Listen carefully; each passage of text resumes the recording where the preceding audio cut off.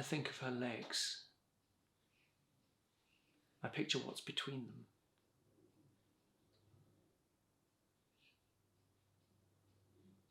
I think of her eyes, but she's got her father's eyes.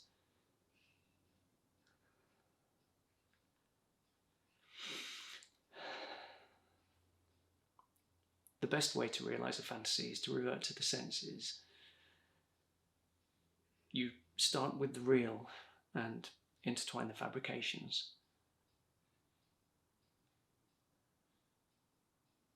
I'd remember her scent.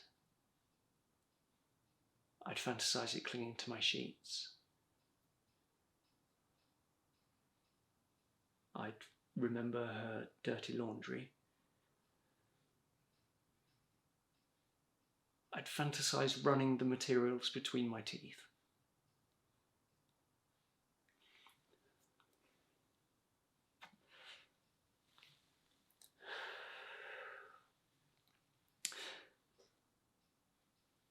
A fantasy is only as good as the reality behind it. Besides, what resides in the mind is untouchable. A sanctuary for the crass and unsavoury.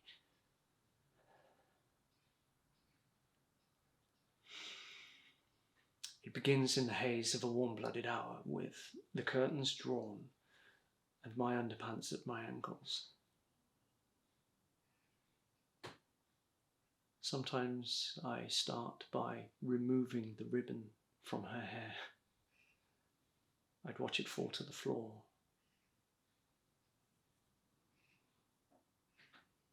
Other times I'd pretend she's lying beside me, her red nails playing with the hairs on my chest.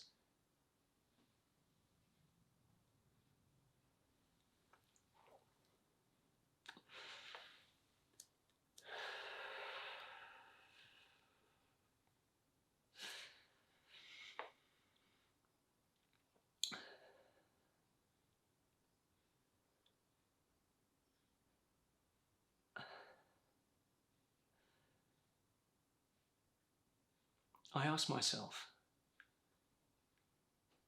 how does she want it? Slowly,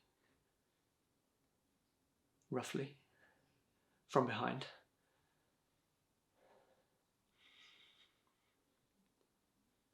She's a puppet and I hold the strings.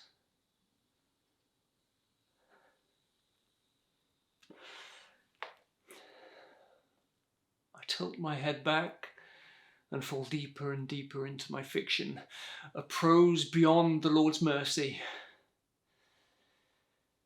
She is the lowest hanging fruit in the Garden of Eden, and I am the serpent's seed. I'll crawl on my belly and eat the dust.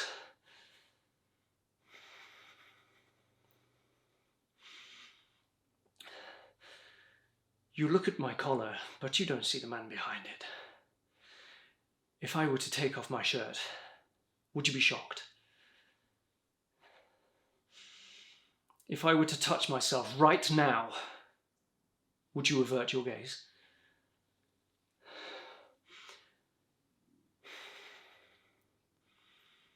If I asked you to fuck, what would you say?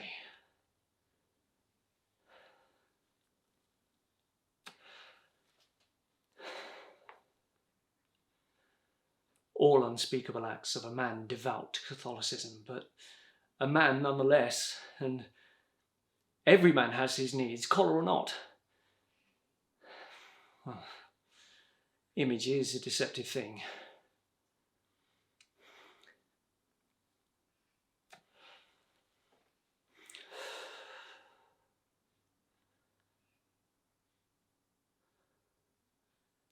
I stare at myself in the mirror.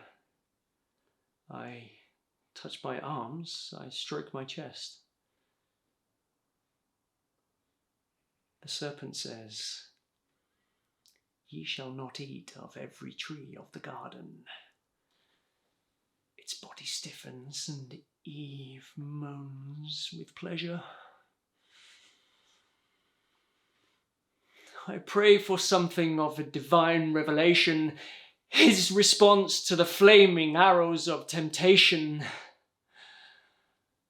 Oh,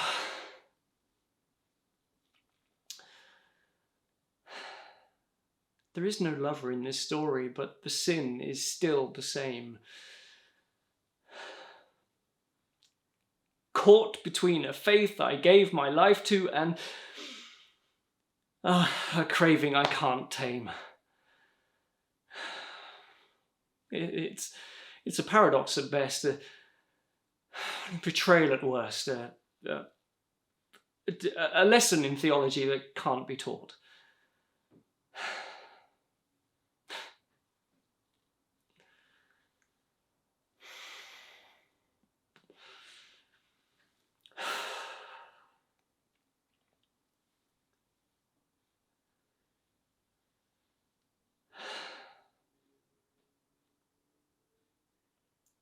I think of her hands, bound to the frame of my bed.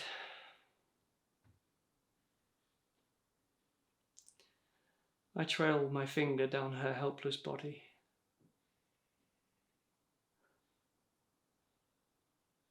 I open my eyes, place one hand on the Bible, expelling the demons who whisper in my ear.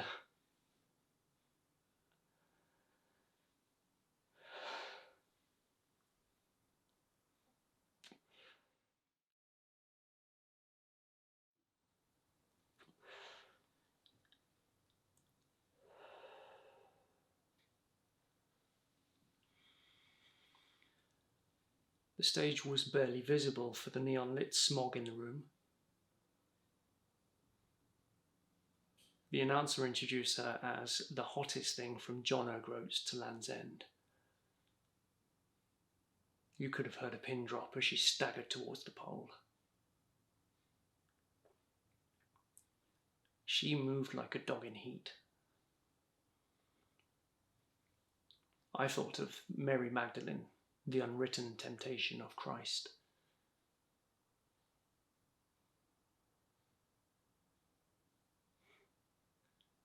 She'd glance over at me every once in a while. Well, I think she did.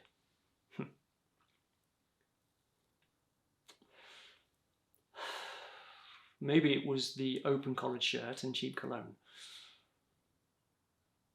Maybe she thought I was different to the drooling old fuckers she's used to. Maybe she's just good at her job. I looked at her hair, her thighs, her lips. I looked closer and could see the nicotine stains on her teeth, the swinging of her jaw, the bruises on her arm.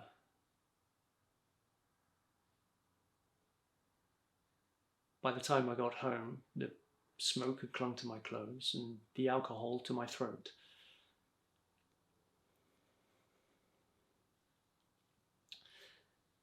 I laid a towel on the edge of the bed, dropped my trousers to the floor.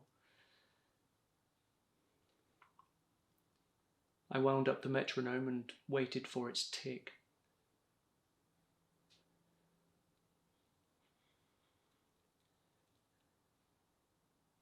I took the knife from the bedside drawer, closed my eyes, and tuned in to the swinging pendulum.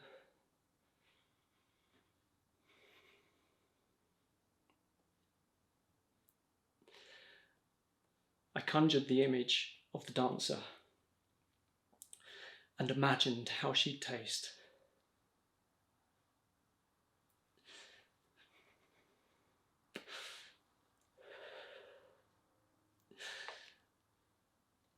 I dragged the knife across my thigh and felt the blood drip down my leg.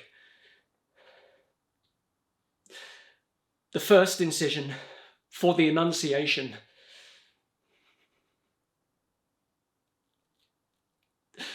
The second incision for the wedding feast at Cana. The third incision for the crowning of thorns.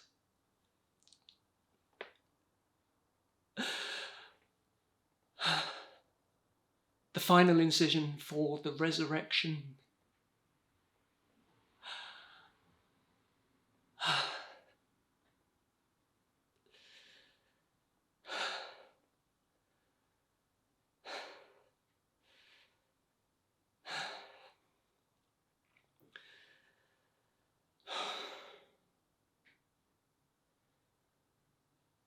They call it aversion therapy, to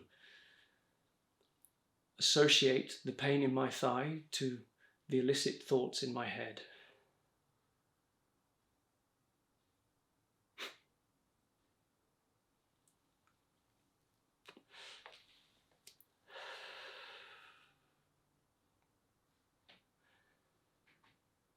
The ladder of scars, a self-flagellation, an external representation of the sin which resides within.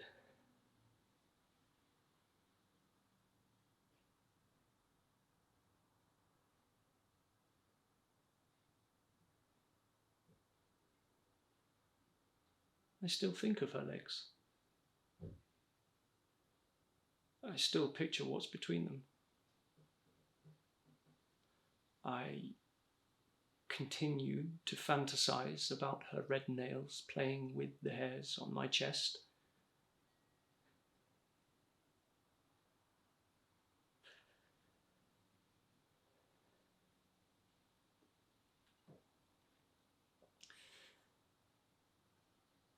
How deep will I have to dig the blade? How many scars will my body bear?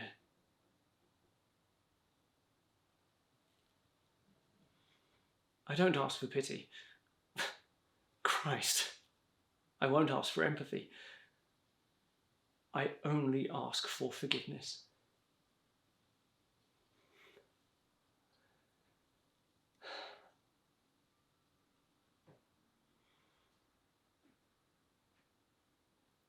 The Lord upholds all who fall and lifts up all who are bowed down.